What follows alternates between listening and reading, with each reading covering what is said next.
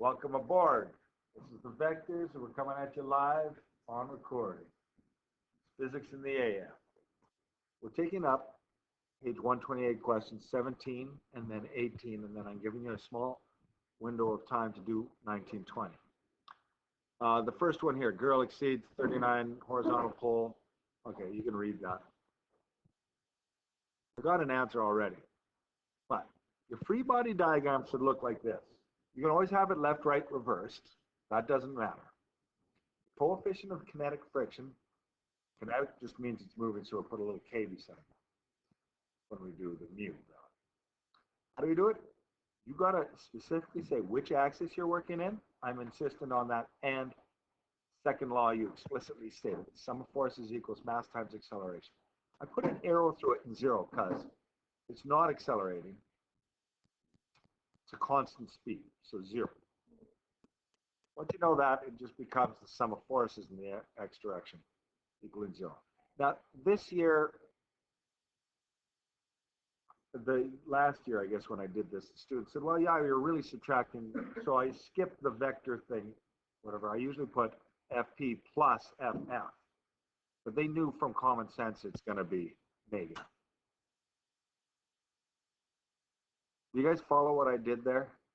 Okay. That's the way we were solving them last year, and I'm just going with what students say. I usually put FP plus FF. You guys follow that? Maybe I'll just fix it up. Yeah, prefer to. That's because I'm thinking vectors. Then when I do this, it's the negative FF. Negative, I'll just put the negative sign in. But this is where, okay, let me just see where I got this screwed up here. Right.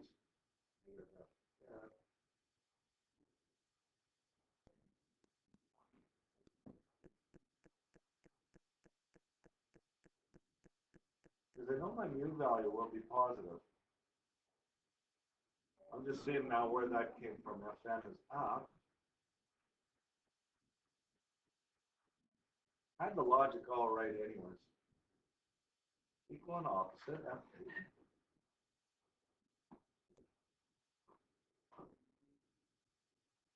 Well, we just know. I'm getting messed up on my own sign things.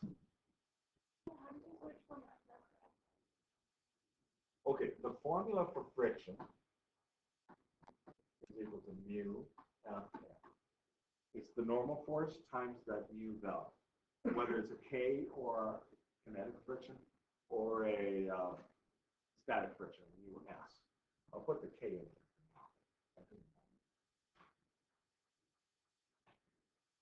You know what? It worked better the way I had it before. Anyways, just sign-wise, we know it comes out.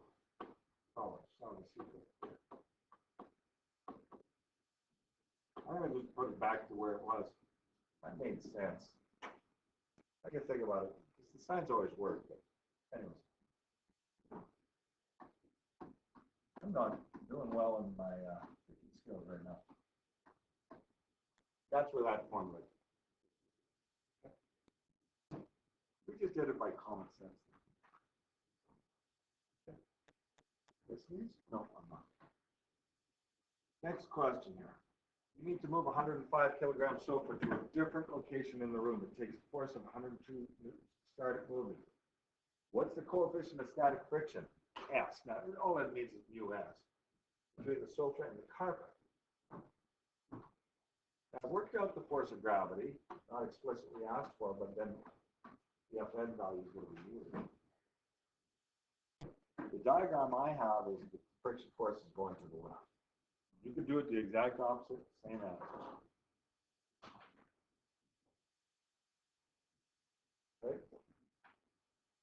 X-axis, same startup, same reasoning here. We know that the friction force and the push force will be equal and opposite, so that's what I made it.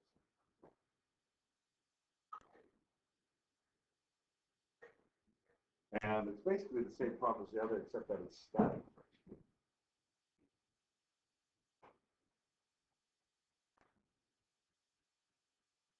I'm going to let you guys do the other two for the next 10 minutes-ish. Pick them up. So you know it's going to be 74 and 84 newtons for the next 2 minutes. Do those two, and then I've got some questions for you for marks, okay? But you need to practice. Hey guys, yeah, I did 74, and here's my alarm is just ringing.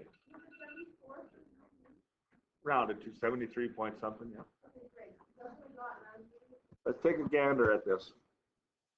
It's the same free body diagram all the time for these problems. X-axis, same first steps all the time. And then I just toss it in, right?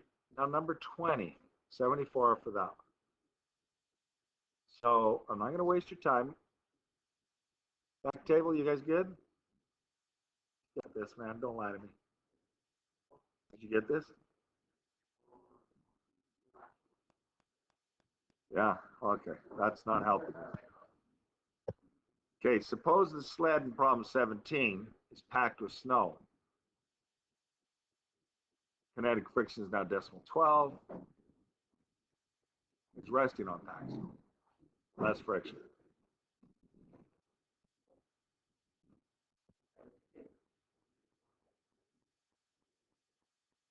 Okay. So did you guys get 84 for this? Did you get to this? 20.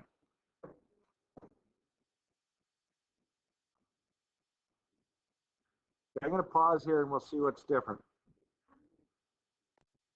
So questions were asked why my force of gravity is 52 and 650 combined. 52 from problem 17 was the weight of the sled, and the weight of the person is 650. If you got 78, you probably only use 650 for the person. So putting the sled and the person together, you get 702. Down for the gravity force, the weight force. Up, 702 for the normal force. The formula stuff is all the same as the other problems. So.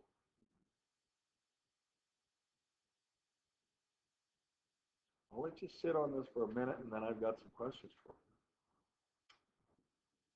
you. Okay. Some new ones, yeah. 52?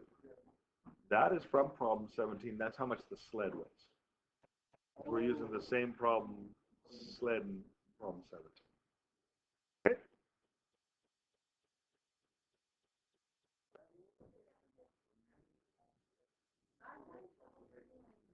I'll have the formulas on the, write them down right now onto your formulas, like mu Fn. Is that what you're talking about? Okay, the second law, I'm expecting you to know, but it's the sum of all forces equals mass times acceleration. Write it down on your sheet right now. I will be giving, and I'll tell you which ones, on a test, I will be giving some formulas, yes.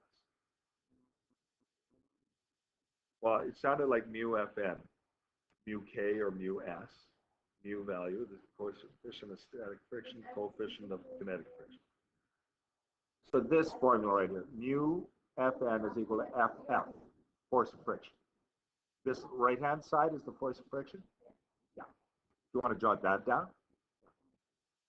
Now, the other ones I just make up as we go along. I call it FP or whatever. Force of a pull, force applied. So, I think you know gravity, mg. Normal forces, often if it's horizontal, it's the opposite. We'll get into angled stuff where it isn't always. It's from a surface. But right now, I want you to try, and these ones are for March 22 through 26.